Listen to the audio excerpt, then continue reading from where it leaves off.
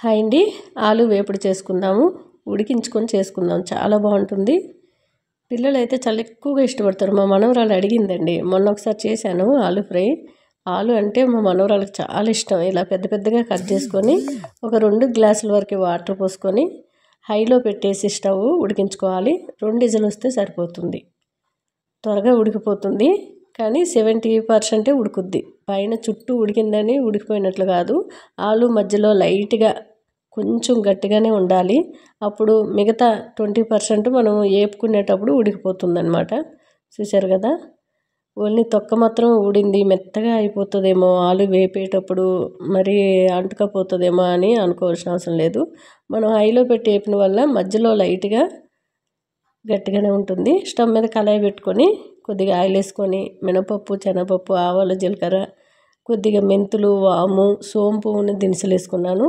ఏ ఏపుడులోనైనా మనం సోంపు వేసుకుంటే ఆ కూర టేస్ట్ చాలా బాగుంటుంది.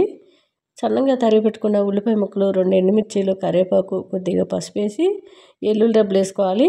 బాగా వేపుకున్న తర్వాత ఉడికించి సైడ్కి పెట్టుకున్న ఆలుగడ్డ ముక్కలన్నీ కూడా వేసేయాలి. ఆలు ఉడికించేలా తీసుకున్న వల్ల వాతం అనేది ఉండదండి. చాలా ఆరోగ్యానికి మంచిది.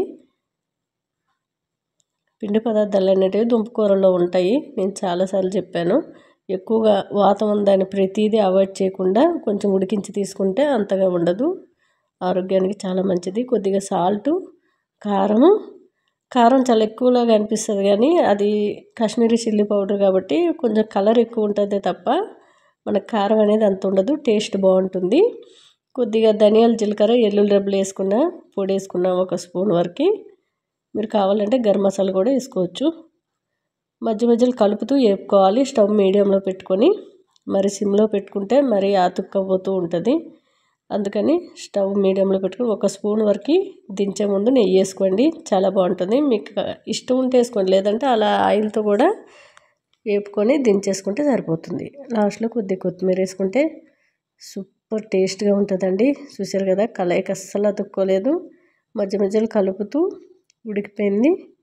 మనం ఉడికించి తీసుకున్నాం కాబట్టి మళ్ళీ కొంచెం ఒత్తి తీసుకుంటే ఏదైనా దుంపలు గట్టిగా ఉన్నాయో లేవని తెలుస్తుంది. టేస్ట్ అయితే చాలా చాలా బాగుంటుందండి. పిల్లలకి కానీ పెద్దలకి కానీ ఇష్టంగా తింటారు. రైస్లో కలుపుకోవచ్చు, రోటీ అయినా చపాతీ అయినా బాగుంటుంది. ఇంత ఫ్రై కదా, ఎలా కలుపుకుంటాం అనుకోవచ్చు. కలుపుకుంటే చక్కగా టేస్ట్ ఇంకా బాగుంటుందండి. మా మనవరాలు ఎప్పుడు కూడా కలిపేసి రైస్లో ఇచ్చేసి నాకు అంటుంది.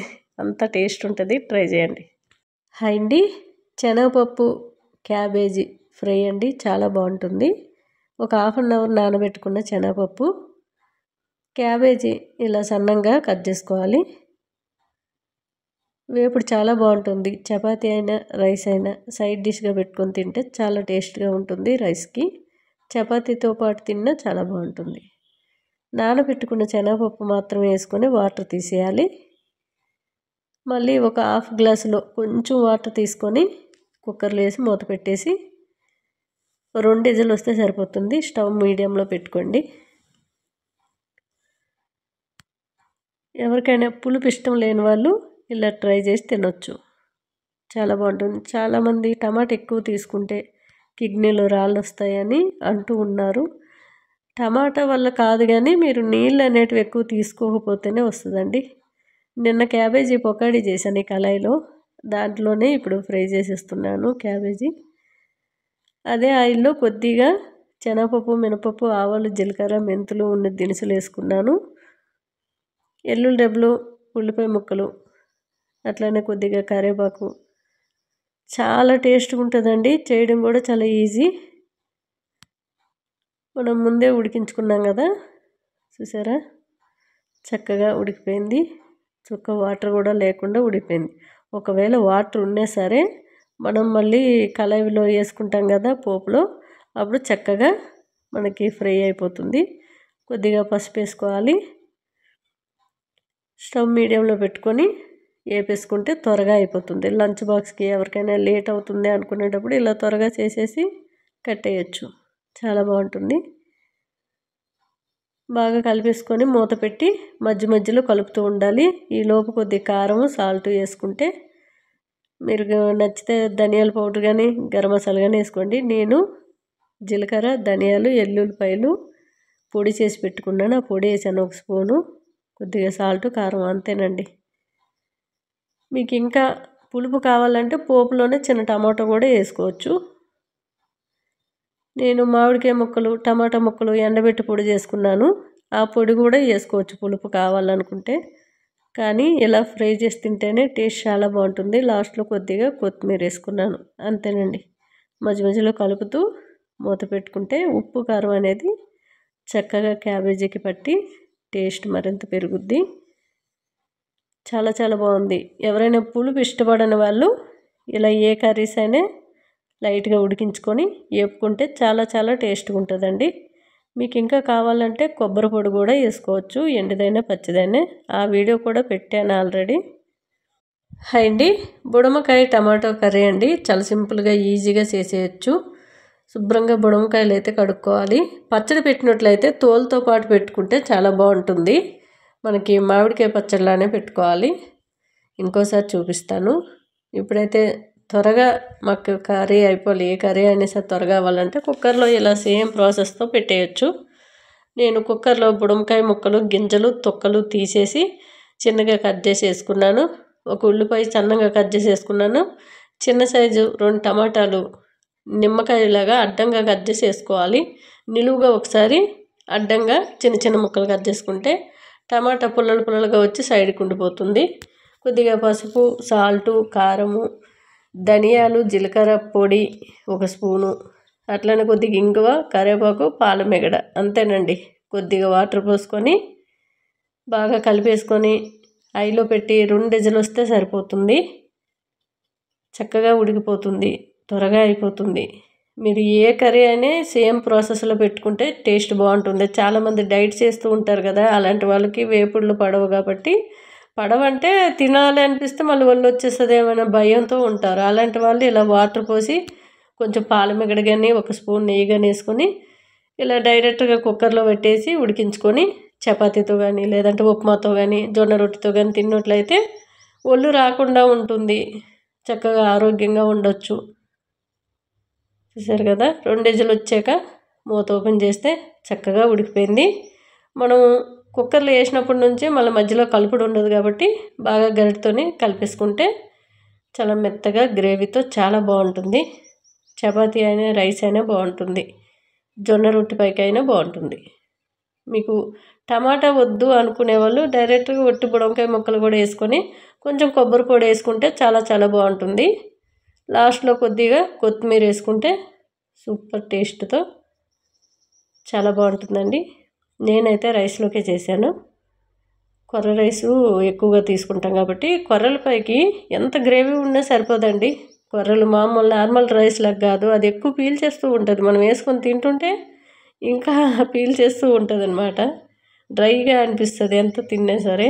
అందుకనే కొర్రలు ఎంత పెట్టుకుంటే కర్రీస్ అంత డబుల్ పెట్టుకోవాల్సి వస్తుంది. అందుకే కడుపు ఫుల్ అయ్యి డైట్ చేసే వాళ్ళకైతే కొర్రలు చాలా మంచి ఆరోగ్యమైన ఫుడ్ అని చెప్పొచ్చు. ఎందుకంటే మనం కొన్ని తిన్నా కడుపు ఫుల్గా అనిపించి త్వరగా ఆకలి అనేది వేయదు. టేస్ట్ అయితే చాలా చాలా బాగుందండి. చూసారు కదా, చక్కటి గ్రేవీతో బుడమకాయ కర్రీ అదిరిపోయిందండి. ఎవరైనా సరే వండుకొని తినచ్చు, చాలా త్వరగా ఉడికిపోతుంది. హాయ్ అండి, క్యాబేజీ పకోడీ చేసుకుందాము. సన్నంగా తురుముకున్న క్యాబేజీ ఒక గిన్నెలో వేసుకొని కొద్దిగా పచ్చిమిర్చి సన్నంగా తరుక్కోవాలి, కరివేపాకు, ఉల్లిపాయలు నిలువుగా తరుక్కోవాలి. మనకి చాలా టేస్ట్గా ఉంటుందండి. కొత్తిమీర, పుదీనా వేసుకున్నాను, కొద్దిగా జీలకర్ర, కచ్చాపచ్చగా దంచుకున్న ధనియాలు 1 కప్పు వరకు, శనగపిండి 1 స్పూను, బియ్యపిండి, కొద్దిగా సాల్టు, కొద్దిగా వంట సోడా, అల్లం తురుముకొని వేసుకోండి. చాలా టేస్ట్గా అయితే ఉంటుందండి. మెయిన్ ఈ పకోడీకి మనం పసుపు, కారము, గరం మసాలా, వేడి ఆయిల్ వేసి బాగా కలుపుకోవాలి. వాటర్ అసలు అవసరం లేదు. ఈ పకోడీకి మెయిన్ మనం తినేటప్పుడు మధ్య మధ్యలో తగులుతూ ధనియాలు, చక్కగా అల్లం తురుము అనేది మంచి రుచినైతే ఇస్తుందండి. చాలా టేస్ట్గా ఉంటుంది. మనం మధ్య మధ్యలో ధనియాలు అనేటివి పకోడీలో వేసుకున్న వల్ల పంటి కింద పడి చక్కటి స్మెల్, సువాసన, అంతేకాదు ఇంకా తిన్న కొలు తినాలనిపిస్తుంది. ఇలా కలిపేసి ఒక 5 నిమిషాలు సైడ్కి పెడితే దాంట్లో ఉన్న వాటర్ అంతా కూడా మనకి పిండి ముద్దని సాఫ్ట్గా చేస్తుంది. వేడివేడి ఆయిల్లో చిన్న చిన్నగా వేసుకోవాలి. చాలామంది పెద్దగానే వేస్తారు. అలాంటప్పుడు ఏమవుతుందంటే మధ్యలో ఉడకకుండా క్యాబేజీ వాసన కానీ అట్లానే క్యాబేజీ మనకు కనిపిస్తూ ఉంటుంది. ఇలా చిన్న చిన్నగా వేసిన వల్ల క్రిస్పీగా మనకి ఆనియన్ పకోడీలాగా చాలా సాఫ్ట్గా క్రిస్పీగా చాలా బాగుంటుంది టేస్టు. ఎందుకంటే మనకి బియ్యం పిండి వేసుకున్నాం ఒక స్పూను, కరకర ఉంటుంది చిన్న చిన్నగా వేసుకుంటే. పెద్దగా వేసుకున్నట్లయితే మధ్య మధ్యలో క్యాబేజీ ఉండి కొంచెం వాసన కూడా వస్తుంది. నాకు క్యాబేజీ ఇష్టం లేని వాళ్ళు ఎవరైనా ఉంటే ఇలా చేసుకొని తింటే క్యాబేజీని కూడా ఇష్టపడతారు. అంత టేస్ట్ అయితే ఉందండి. ఎవరైనా సరే మా ఇంట్లో క్యాబేజీ కర్రీ తినరు, నేను తప్ప. కానీ ఇలా పకోడీలు చేస్తే చాలా ఇష్టంగా తింటారు. లాస్ట్లో కొద్ది కరివేపాకు కూడా వేసి వేయించుకొని తీసుకోండి. క్రిస్పీగా కరకరలాడుతూ కరివేపాకుతో పాటు పెట్టుకోండి. చాలా చాలా టేస్ట్గా అయితే ఉంది. ఈవినింగ్ స్నాక్లకు కానీ లేదంటే మీరు ఎవరైనా గెస్ట్లు వచ్చేటప్పుడు చాలా తొందరగా ఈజీగా చేసేయచ్చు. క్యాబేజీ ఉంటే సరిపోతుంది. మనకి లోపల పచ్చిదనం అనేది లేకపోతే చక్కగా చల్లగా అయిన తర్వాత ఒక బాక్స్లో వేసుకుంటే కరకరలాడుతూ చాలా బాగుంటుందండి. ఎంత టైం అయినా కొంచెం వేడి ఆవిరంతా పోయిన తర్వాత ఒక బాక్స్లో వేసి పెట్టండి. చూసారు కదా, మనం ఎంత ఇరుసుకున్నా లోపల పచ్చిదనం కనబడదు. చాలా టేస్ట్గా అయితే ఉంది. ఉల్లిపాయ పకోడీ కంటే కూడా క్యాబేజీ పకోడీ చాలా బాగుందండి. నేను వేసిన ఇంగ్రీడియంట్స్తో ఒకసారి ట్రై చేయండి. సూపర్ టేస్ట్ ఉంది.